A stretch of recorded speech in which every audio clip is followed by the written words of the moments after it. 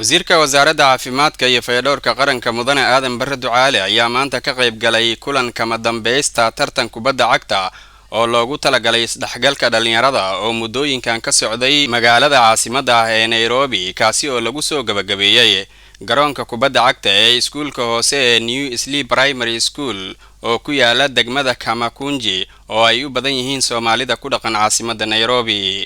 wasiir ducaale ayaa ugu horeyn sheegay in madaxweyne William Samoei Ruto uu ka shaqeynayo danaha dalka iyo dadka yeelkeeda ay jiraan qaswadayaal dhaqaale ku bixinaya kala geynta shacabka iyo boobka hantida dadweynaha wuxuuna ugu baaqay madaxweynaha inuu guto waajibaadkiisa sida ku xusan dastuurka wadanka.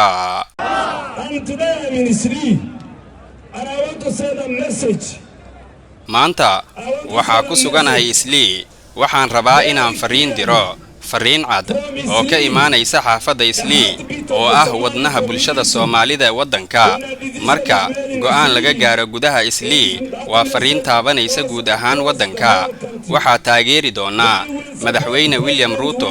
dadaalada uu ku midaynayo Kenyaanka iyadoo aan loo eegayn heybta ama qabiilkooda halka ay ka soo jeedaan iyo diinta ay haystaan. mudane madaxweyne waxaad dhahday Kenya waxay noqon doontaa dal barwaaqo ah balse waxaa jira kuwa dhahay Kenya ma wada ahaan doonto dal wanaagsan muwaadiniinta kale yaysan helin xuquuqdooda kuwa kalena ha helaan horumar balse adiga waa diiday midda waxaa dhahday jalwo ha hesho xaqooda Soomaalida ha hesho xaqooda muslimka iyo kuwa aan muslimka ahayn si la mid ah waxaan ku sheegayaa mudane madaxweyne waxaa ku dhaaratay qodobka koowaad farqada 131 ee dastuurka inaad difaaci doonto dalka xuduudda sidoo kale aad ilaalin doonto nabadda iyo xasiloonida jamhuuriyadda Kenya waxaad sidoo kale ku dhaaratay inaad ilaalin doonto midnimada wadanka fadlan waxaan idin leeyahay aan gacmaha isqabsano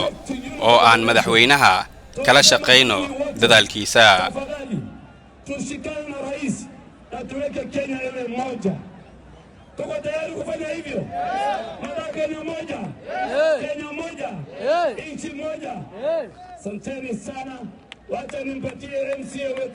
wasiir ducaale ayaa lagu tilmaamay inuu yahay xubin firfircoon oo muhiim u ah xukuumadda madaxweyne Ruto taasi oo cadeynaysa kalsoonida buuxda oo madaxweyne Ruto uu ku qabo